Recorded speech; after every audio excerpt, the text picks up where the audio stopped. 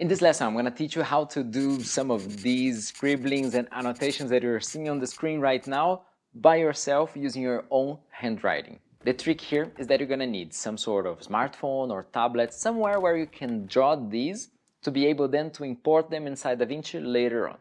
In my case, I'm going to use a tablet and a pen, but you can use your smartphone with the finger. It's more than enough. This is a very cool way of adding some custom-made animations for your videos and also adding a little bit of your own personality by using your handwriting on the screen. Here I'm using an app called Concept, and all I'm gonna do is drawing something dark, like black lines, on a white background. So I'm just gonna do things like this, for example, or highlighting something, or just making a circle, maybe an arrow, and that's it. I'm screen recording this and I'm going to send this file over to the computer where we're going to insert it inside DaVinci. One way that I often see people teaching this is by using a green screen, but it's completely unnecessary. This method is way easier. So here I have the recording, and as you can see, it's just drawing these small things, and I'm just going to throw this on the timeline here. Okay.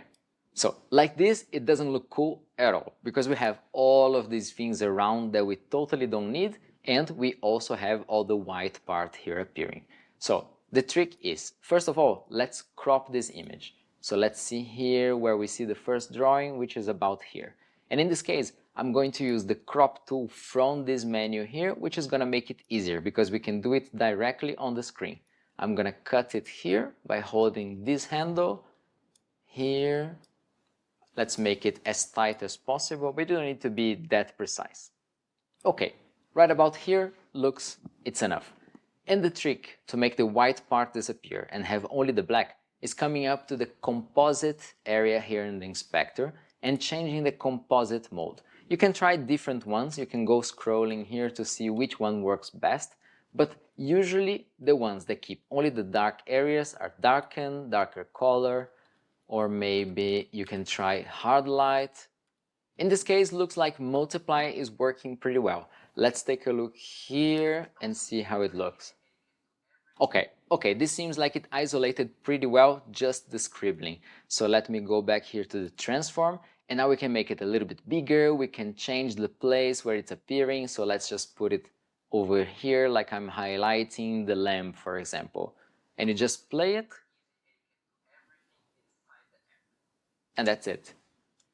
Now, if you want to be very fancy and make a cool animation out of it, you can cut it.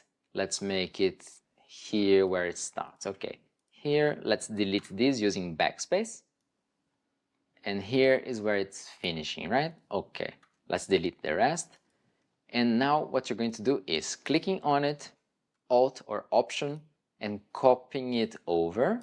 So now what happens is that it finished, and then it's just gonna start again, right? So select the second one and press R in the keyboard.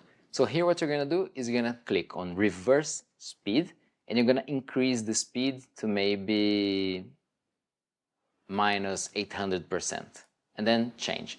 So you're gonna see now that it's way smaller, and it's actually gonna be doing the opposite direction of the movement. So it creates the annotation, reaches the end, and just deletes it.